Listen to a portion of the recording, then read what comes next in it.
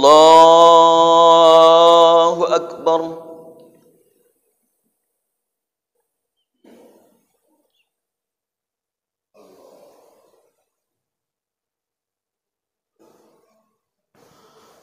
Allahu Akbar.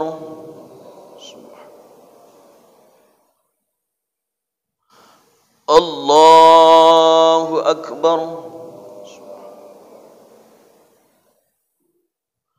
Allahu Akbar. Allahu Akbar. Allahu Akbar.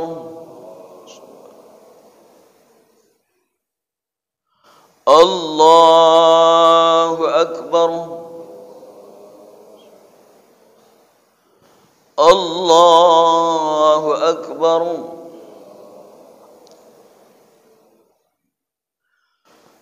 Bismillahirrahmanirrahim. Alhamdulillahi Rabbil alamin. Ar-Rahmanir Rahim. Maliki yaumiddin. Iyyaka na'budu wa iyyaka nasta'in. Ihdinas siratal mustaqim. Siratal ladzina an'amta 'alaihim ghairil maghdubi 'alaihim waladdallin.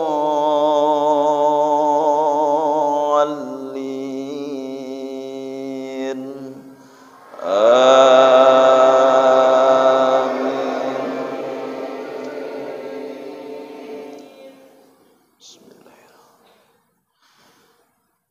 Yas'alunaka 'anil anfali qulil anfalu lillahi war rasul fattaqullaha wa aslihu dhata bainikum wa ati'ullaha wa rasulahu in kuntum mu'minin. Innamal mu'minuna alladhina idza dzukirallahu wajilat qulubuhum wa idza tuliyat 'alaihim ayatuhu zadatuhum imana. Zadatuhum imanan wa 'ala rabbihim yatawakkalun. Alladzina yuqimuna as-salata wa mimma razaqnahum yunfikun. Ulaika humul mu'minuna haqqan lahum darajatun 'inda عند ربهم ومغفرة ورزق كريم كما أخرجك ربك من بيتك بالحق وإن فريقا من المؤمنين لكارهون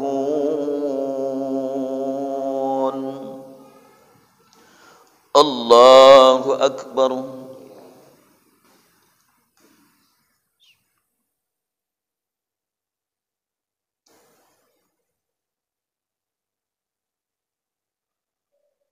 سمع الله لمن حمده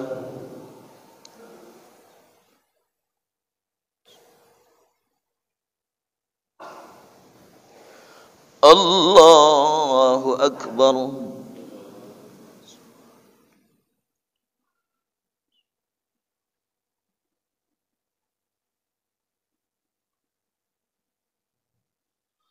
الله أكبر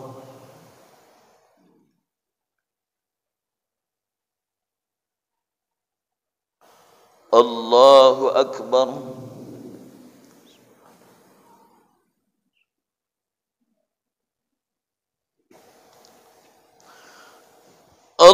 الله أكبر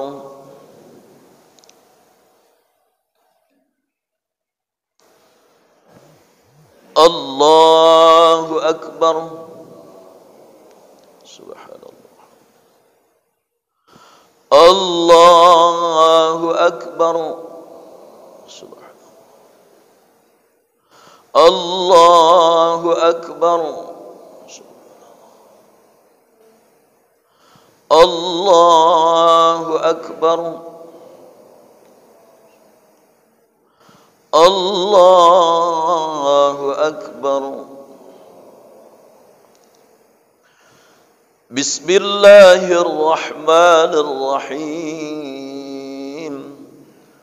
الحمد لله رب العالمين الرحمن الرحيم مالك يوم الدين إياك نعبد وإياك نستعين اهدنا الصراط المستقيم صراط الذين أنعمت عليهم غير المغضوب عليهم ولا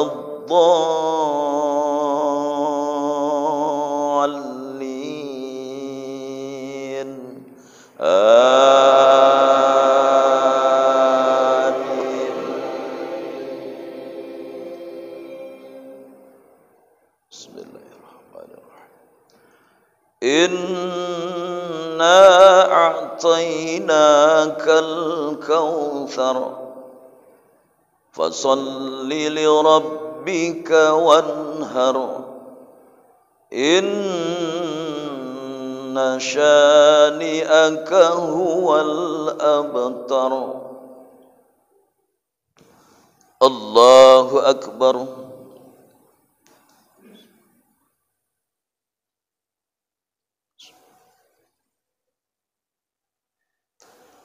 سمع الله لمن حمده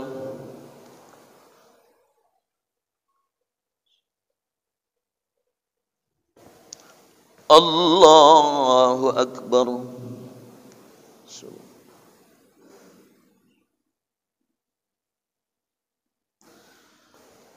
الله أكبر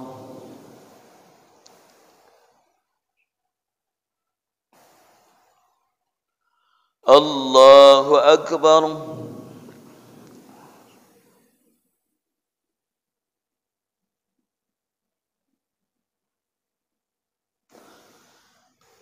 الله أكبر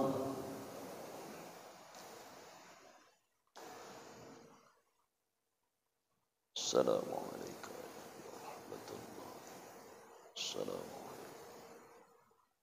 asyhadu an la ilaha illallah.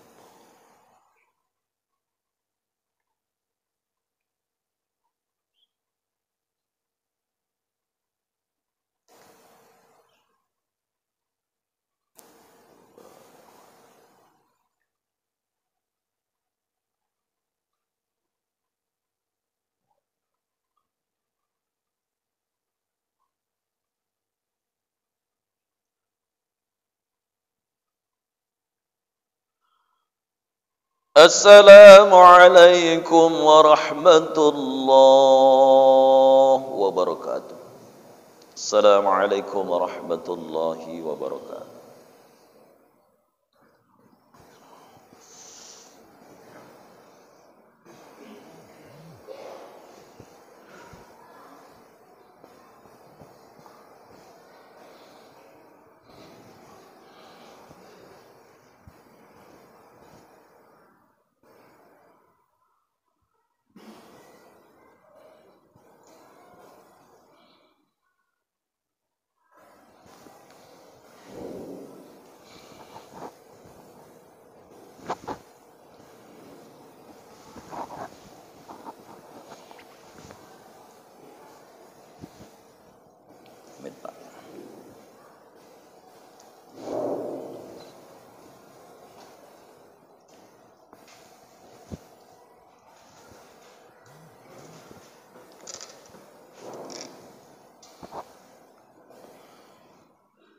Bismillahirrahmanirrahim.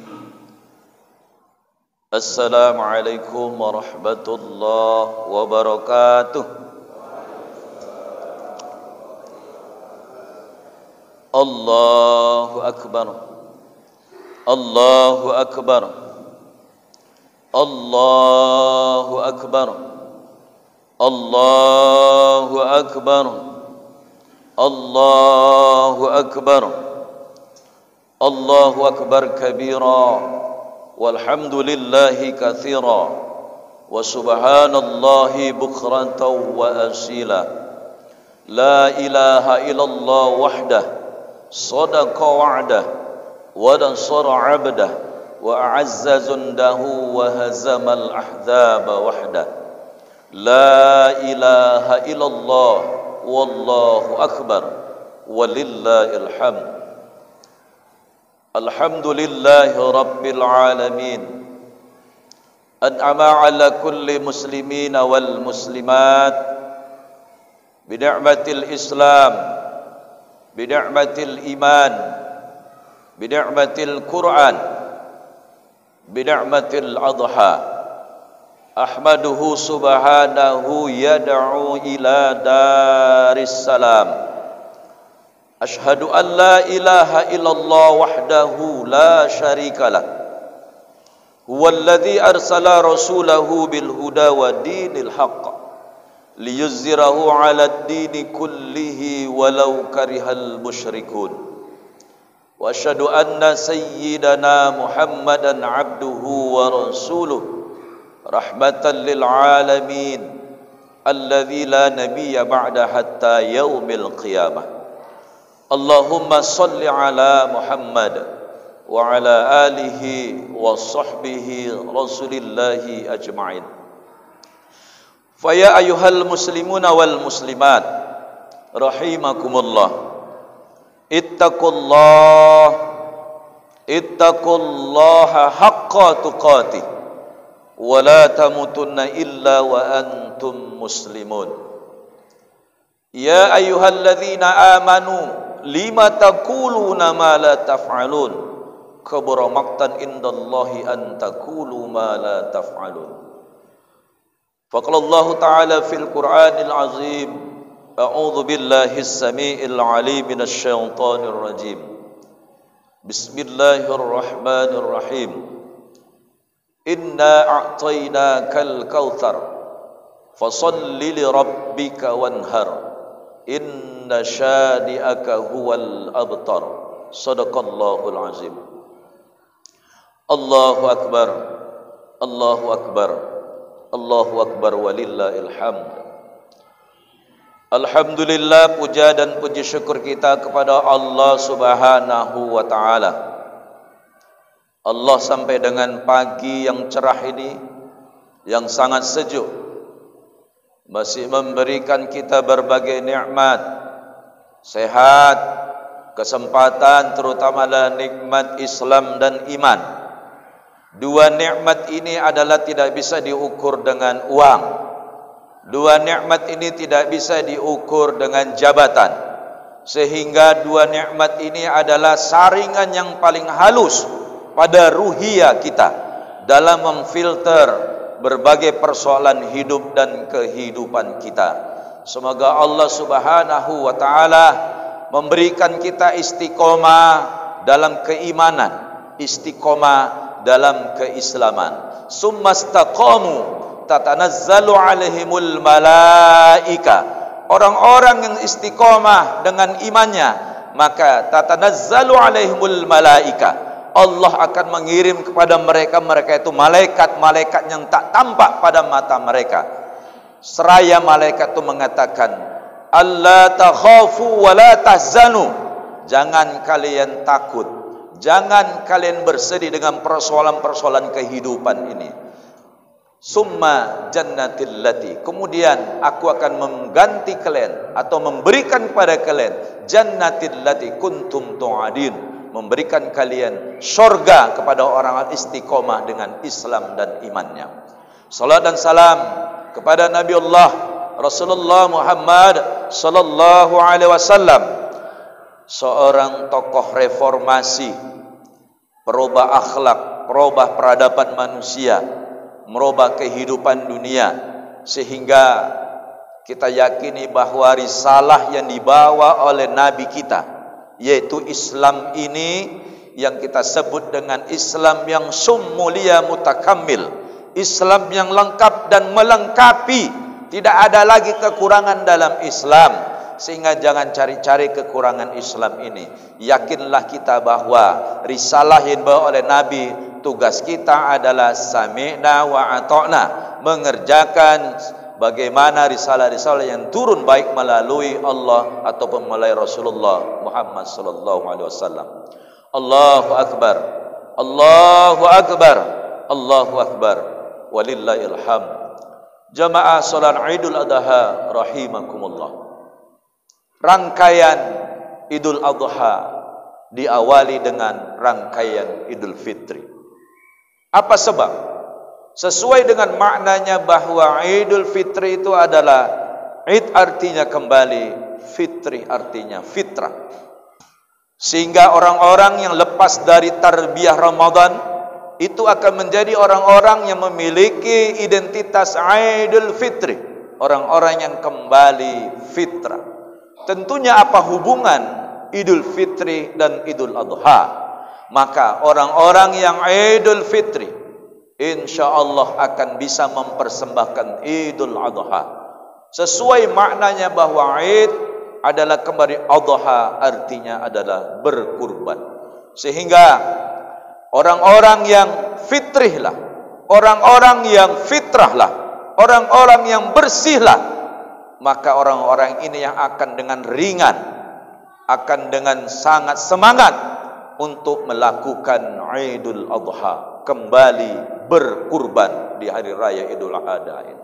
Allahu akbar, Allahu akbar, Allahu akbar, walillahil hamd.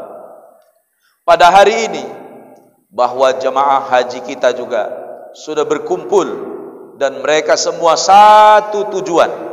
Labbaik Allahumma labbaik, labbaik la syarika labbaik, innal hamda wa ni'mata wal mulka la syarika labbaik. Artinya apa? Bahwa satu orientasi, satu tujuan dalam kehidupan kita hanya Allah Subhanahu wa ta'ala. Ini sudah kita ikrarkan di dalam setiap solat kita. Inna solati wa nusuki wa mahyaya wa mamati lillahi rabbil alamin. Kalau literatur Qur'annya pakai kul di awal, kul inna solati, katakanlah sesungguhnya solatku ya Allah, ibadahku ya Allah, hidupku ini ya Allah, dan matiku semua tujuannya itu ada ya Allah hanya untukmu, Rabb sekalian alam. Bahwa kalau kita memahami makna ini, bahwa kita melaksanakan ibadah tujuannya satu adalah Allah Subhanahu wa ta'ala. Begitu juga jamaah haji kita. Pada hari ini jutaan orang berkumpul di sana dalam rangka satu tujuan, yaitu Allah Subhanahu wa ta'ala. Ada satu ungkapan yang dikatakan oleh Nabi SAW dalam kitab Jami' Saghir. Rasulullah SAW mengatakan, akan datang kepada umatku nantinya, yaitu pada zaman nantinya, kata Rasulullah, orang yang kaya berhaji hanya untuk rekreasi atau jalan-jalan. Orang yang setengah kaya atau orang yang menengah berhaji hanya untuk berdagang, membeli di sana dan dijual lagi. Kemudian orang awam berhaji hanya untuk berbangga diri dia sudah melaksanakan haji. Sedangkan orang miskin berhaji hanya untuk mengemis dan meminta-minta di tanah suci. Semoga ini tidaklah termasuk kepada jamaah-jamaah haji kita. Semoga jamaah haji kita yang hari ini berkumpul di sana, ibaratkan memasuki satu universitas selama 40 hari, satu jamiatun nubuwah, universitas kenabian. Mereka digembleng, mereka dilarang untuk berbuat yang tak baik, sebagaimana juga dikatakan dalam Al-Quran, Al-Hajju Ashhurum Ma'lumat, faman farada fihinna al-hajj fala rafas wala fusuq wala jidal fil hajj. Yaitu mereka yang berhaji, mereka tidak boleh berbuat rafas pada saat berhaji selama 40 hari. Rafas adalah melakukan hubungan seksual atau suami istri. Kemudian mereka berarti tidak boleh melakukan yaitu wala fusuk, yaitu berbuat fasik atau berbuat mencaci maki terhadap sesama. Kemudian jidal, yaitu berbantah-bantahan. Ini adalah nilai value yang harus dipertahankan, sehingga duyufur rahman kita, tamu-tamu Allah jamaah haji kita, mendapat predikat haji yang mabrur atau mabrurah, yaitu jamaah haji yang baik ketika dia melaksanakan haji yang soleh. Ketika dia pulang ke tanah air juga membawa kebaikan dan kesolehan, dan istiqomah dengan kebaikan dan kesolehannya, sehingga dia haji yang mabrur. Pada saat ini banyak juga orang melaksanakan haji niatnya prestise, supaya dianggap hebat, supaya dimuliakan, supaya dianggap sempurna. Maka niatnya diluruskan, mukhlisina lahuddin, meluruskan niat kita melaksanakan perintah-perintah agama, tidak lain dan tidak bukan niatnya karena Allah Subhanahu wa ta'ala. Kemudian jamaah salat Idul Adha rahimakumullah, kita yang berada di tanah air pada hari ini, yaitu disunnahkan melaksanakan salat Idul Adha, sudah kita laksanakan barusan tadi. Kemudian kita disunnahkan juga untuk memotong hewan kurban pada hari ini. Kemudian 3 hari tasyrik, yaitu 11, 12 dan 13 Zulhijjah. Semoga kiranya kita tadi mendengarkan bahwa luar biasa semangat berkorban di daerah kita ini, luar biasa semangat jiddiyah, yaitu pengorbanan itu jihad orang-orang yang ada di sekitar kita ini. Jamaah salat Idul Adha rahimakumullah, hewan-hewan kurban yang kita kurbankan itu tidak lain dan tidak bukan ketakwaan kita lah yang akan nyampe di hadapan Allah Subhanahu wa ta'ala. Makanya selain luruskan niat, maka juga perbaiki ketakwaan kita kepada Allah dalam melaksanakan ibadah-ibadah baik hari ini, yaitu ibadah Idul Adha, itu ibadah kurban. La yanalallaha luhumuha wala dima'uha walaki yanaluhu taqwa minkum. Artinya daging-daging unta dan darahnya itu sekali-kali tidak dapat mencapai keridhaan Allah, melainkan ketakwaan mula yang insya-Allah sampai di hadapan Allah Subhanahu wa ta'ala. Kemudian ada 3 pelajaran penting dalam melaksanakan atau penyembelihan hewan kurban pada Idul Adha ini.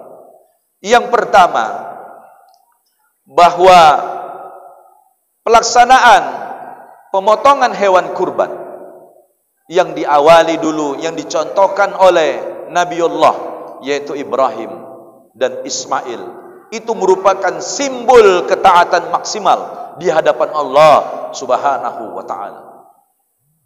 Apa yang disebut dengan ketaatan maksimal?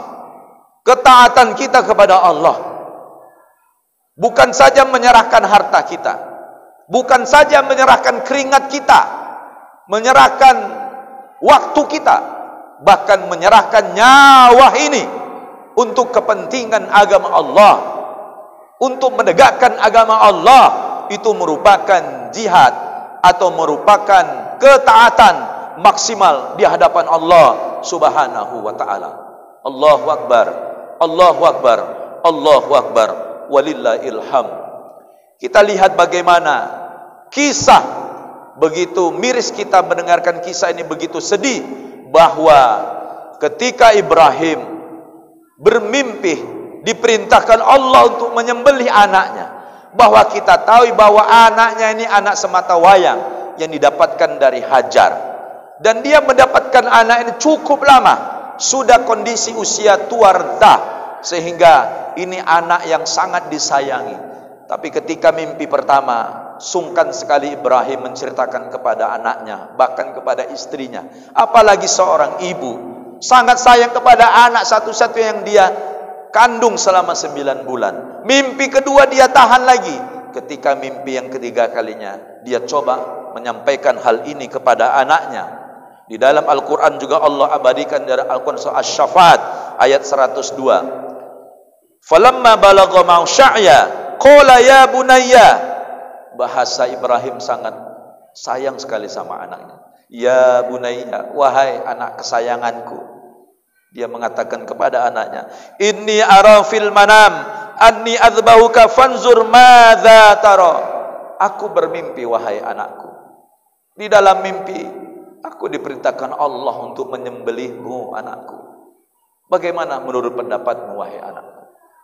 Kalau anak kita sudah dewasa, kalau anak kita sudah balik, ada baiknya kita ajak diskusi, dialog terkait dengan masalah-masalah pribadi dan masalah keagamaan. Begitu juga Ibrahim. Dia tidak kultus atau tidak harus dogmatis kepada anaknya. Diajak dialog, wahai anakku, bagaimana pendapatmu tentang mimpi ayahmu ini? Kemudian apa jawab anaknya dengan bahasa yang sangat sayang kepada ayahnya? Qala, Ismail mengatakan, ya abatif al ma tu'mar satajudini insyaallahu minas sabirin. Wahai ayahku, kerjakan, laksanakan apa yang diperintahkan Allah kepadamu di dalam mimpi itu. Mudah-mudahan kau akan dapatkan aku menjadi orang-orang yang sabar. Allahu Akbar, Allahu Akbar, Allahu Akbar, walillahil hamd. Begitu luar biasanya kisah ini, sehingga inilah simbol ketaatan yang dicontohkan oleh Ibrahim, yang dicontohkan apalagi Ismail. Dia rela memberikan lehernya, memberikan nyawanya demi untuk taat kepada Allah Subhanahu wa ta'ala. Dan akhirnya kisah ini Allah gantilah, karena keikhlasan Ibrahim dan Ismail, Allah gantilah leher Ibrahim. Yang disembelih bukan leher Ibrahim, tapi adalah yang disembelih adalah leher binatang atau kibas. Allahu Akbar, Allahu Akbar, Allahu Akbar, walillahil hamd. Pelajaran ini juga mengatakan kepada kita bahwa urusan agama bukan hanya diletakkan pada orang-orang tertentu saja. Urusan masjid, urusan kemaksiatan bukan hanya kita letakkan, kita amanakan kepada orang-orang tertentu, ustadz, kiai, BKM. Tapi urusan memakmurkan masjid ini, urusan mendirikan masjid dengan sempurna, urusan juga melakukan hal-hal terkait dengan dakwah Islam, itu adalah urusan kita bersama, bukan urusan satu orang di pundaknya kita letakkan. Allahu Akbar, Allahu Akbar, Allahu Akbar.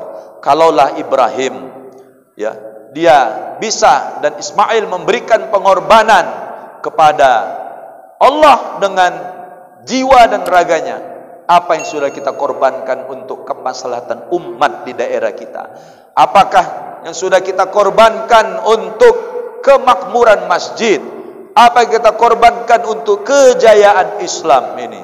Semoga kiranya kita mencontoh pengorbanan yang maksimal. Hari ini kita tidak dituntut untuk mengorbankan nyawa kita, tapi bisa saja suatu hari, bisa saja suatu masa, kalau ada perintah mengorbankan jiwa kita dalam menegakkan keislaman dan keimanan kita, panggilan menegakkan keislaman, panggilan ketaatan maksimal, mau tidak mau kita harus lakukan.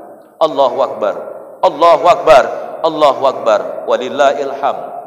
Kemudian pelajaran kedua yang bisa kita ambil dari penyembelihan hewan kurban adalah ada 3 simbol, ada 3 pilar yang harus kita contoh untuk menegakkan perjuangan agama Allah Subhanahu wa taala. Apa 3 pilar itu? Pertama ada Ibrahim, sosok seorang ayah, sosok seorang bapak dari sebuah keluarga. Kemudian ada Hajar, sosok seorang wanita atau ibu atau istri dari seorang suami. Kemudian ada Ismail, adalah sosok seorang anak, pemuda masa depan. Maka 3 pilar ini harus sejalan. 3 pilar ini harus kuat dalam keluarga kita. 3 pilar ini harus sinergi kalau bahasanya di dalam kehidupan berkeluarga ataupun bermasyarakat. Tidak akan tegak yang namanya masyarakat madani kalau tidak dimulai dari pribadi-pribadi yang soleh dan soleha. Tidak akan tegak yang namanya ummatan wasaton. Tidak akan tegak ummatan yang khair kalau tidak dimulai dari pribadi-pribadi kita yang soleh. Ketika pribadi kita soleh, anak kita soleh, istri kita soleha, maka akan menjadi masyarakat madani sesuai dengan tujuan negeri kita ini. Baldatun thayyibatun wa rabbul ghafur, menciptakan masyarakat madani yang sudah digariskan di dalam Undang-Undang Dasar 1945. Allahu Akbar, Allahu Akbar, Allahu Akbar, walillahil hamd. Ada kalanya kita dapatkan di keluarga, ayahnya soleh, tapi emaknya tak mau beribadah. Emaknya jauh dari Allah Subhanahu wa ta'ala. Ada kalanya istrinya soleha, tapi suaminya bermaksiat senantiasa, berjudi, meninggalkan solat dan lain sebagainya. Ada kalanya juga yang sangat ironis, anaknya yang soleh atau soleha, tapi emak bapaknya jauh dari Allah Subhanahu wa ta'ala. Marilah kita contoh 3 sosok ini. Ini adalah simbol yang Allah berikan, yang Allah contohkan kepada kita. Ada simbol ayah yang diwakili Ibrahim alaihissalam, seorang yang sangat sabar. Kemudian ada simbol Hajar, seorang istri, seorang ibu yang sangat sabar, yang sangat soleha juga. Kemudian ada simbol seorang Ismail, seorang pemuda, seorang anak yang soleh dan sabar, yang siap untuk menegakkan agama Allah Subhanahu wa ta'ala. Kemudian jamaah salat Idul Adha rahimakumullah. Pelajaran ketiga dari penyembelihan hewan kurban adalah bahwa semua perjuangan kita, bahwa semua pengorbanan kita akan Allah ganti secepat kilat. Semua apa yang kita korbankan akan Allah ganti. Pada hakikatnya semua yang kita miliki ini adalah milik Allah, bukan punya kita. Innallaha ashtara minal mu'minina anfusahum wa amwalahum bi anna lahumul jannah. Sesungguhnya dirimu, kata Allah, hartamu sudah aku beli. Kita tidak punya apa-apa hari ini. Bi anna lahumul jannah.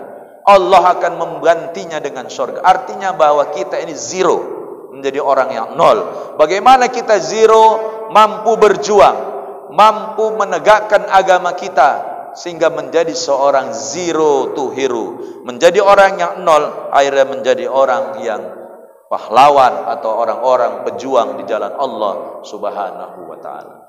Yakinlah bahwa pengorbanan kita, berinfak untuk masjid ini, bersedekah, berwakaf untuk di jalan Allah, baik masjid, anak yatim, orang miskin, semua yang kita korbankan itu Insya Allah bukan tunggu akhirat, Allah akan ganti. Secepat kilat Allah akan ganti. Sebagaimana hari ini kita lihat bahwa pengorbanan Ibrahim ketika disembelih secepat kilat juga Allah ganti, bukan leher Ismail yang ditebas, tapi leher hewan. Dan hari ini kita lihat buah perjuangan Ibrahim dan Ismail. Ka'bah Baitullah yang mendirikan adalah Ibrahim dan Ismail. Hari ini semua bercita-cita, semua berkeinginan kita dan seluruh umat manusia di penjuru dunia untuk bisa melihat Ka'bah, untuk bisa solat di depan Ka'bah Baitullah. Dan hari ini jutaan orang berada di sana, berada di perjuangan Nabi Ibrahim dan Ismail, yaitu Ka'bah Baitullah. Dan hari ini juga umat Islam setiap solat menyebutkan Ibrahim, menyebutkan nama Ibrahim alaihissalam. Inilah Allah ganti perjuangan Ibrahim, bagaimana menjadi legendaris, menjadi diimpi-impikan bisa kita ke Mekah melihat Ka'bah. Kemudian perjuangan Ibrahim, disebut nama Ibrahim di setiap staya atau tahiyat kita. Allahu Akbar, Allahu Akbar, Allahu Akbar, walillahil hamd. Di dalam Al-Quran Allah juga mengatakan, man ja'a bil hasanah asrun amsalihah. Kalau kau berbuat satu kebaikan, aku akan balas dengan 10.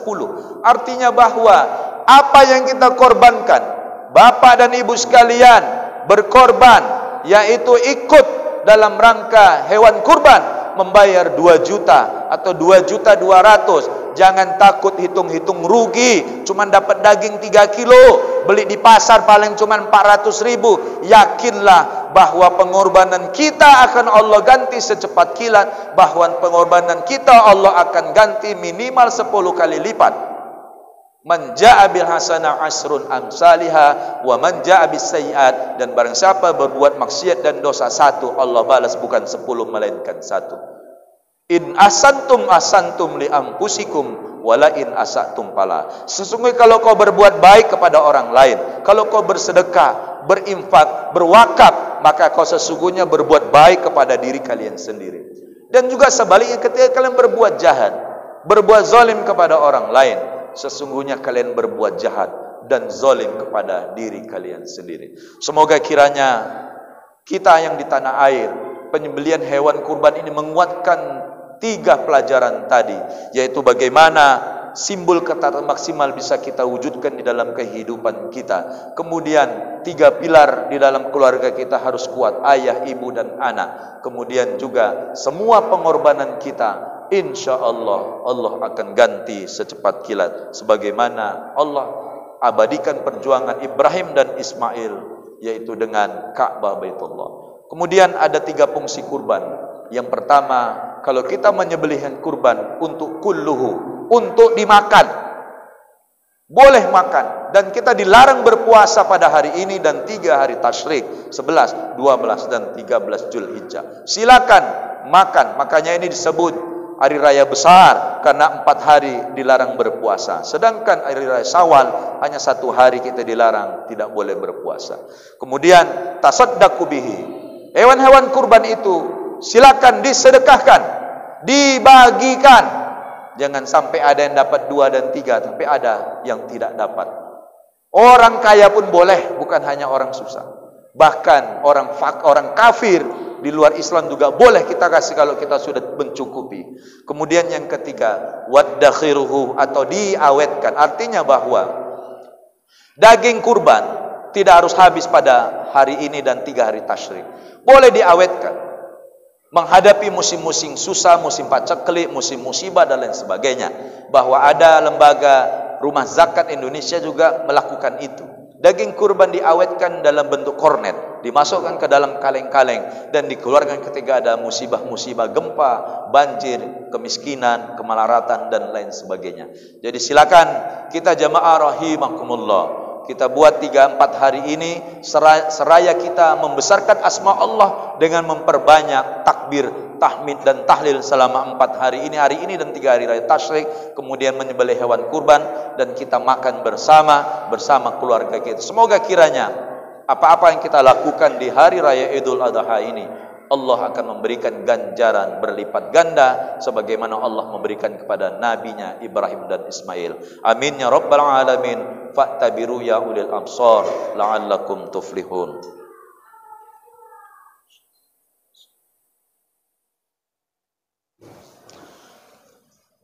Innal hamdalillah nahmaduhu wa nasta'inuhu wa nastaghfiruh wa na'udzu billahi min syururi anfusina min sayyiati a'malina may yahdihillahu fala mudhillalah wa may yudlilhu fala hadiyalah.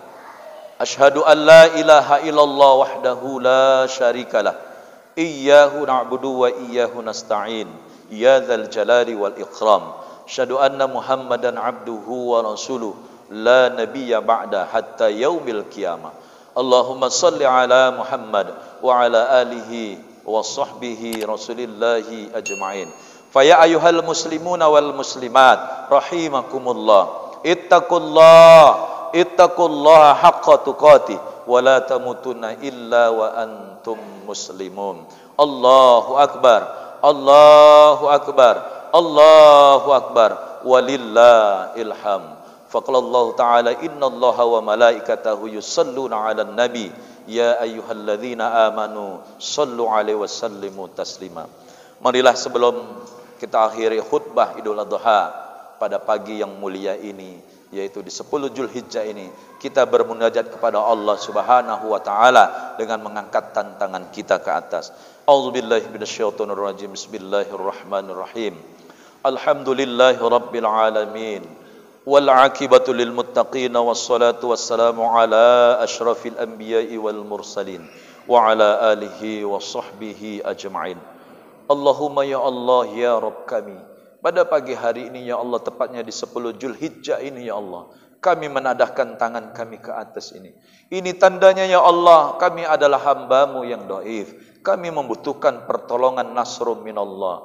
Allahumma ya Allah ya ilah kami, ampunkanlah dosa kami ya Allah. Dosa kedua orang tua kami, dosa guru-guru kami, dosa kaum muslimin dan muslimat yang telah mendahului kami.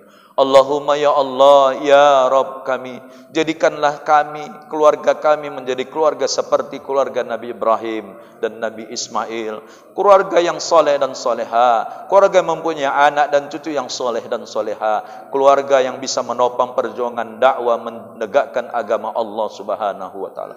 Allahumma ya Allah ya Rabb kami, janganlah Kau buat hati kami untuk pelit dan kikir dalam memberikan sedekah ataupun wakaf kepada masjid atau kepada perjuangan Islam ini. Ya Allah, berikan kepada kami kemudahan dan keberkahan dalam infak sedekah kami.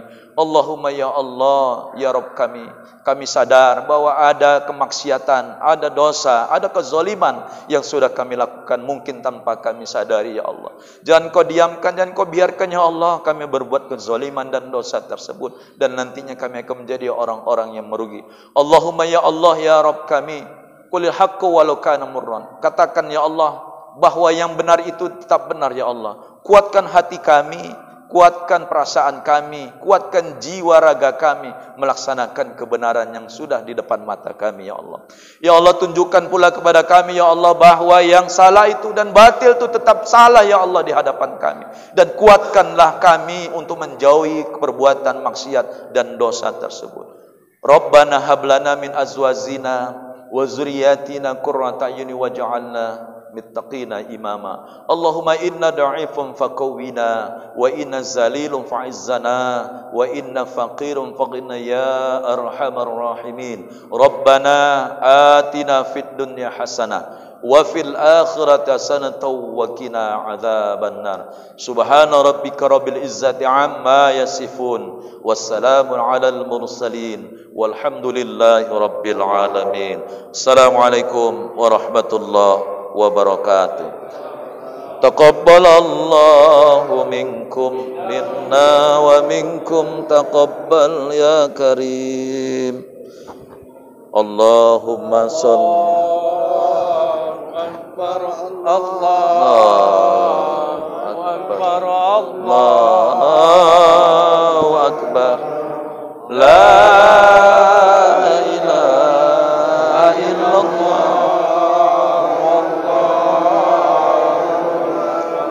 Allah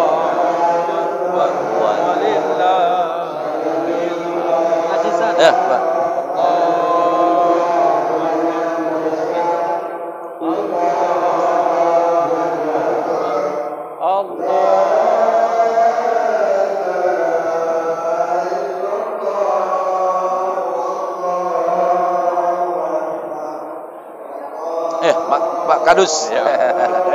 Ya. Pak.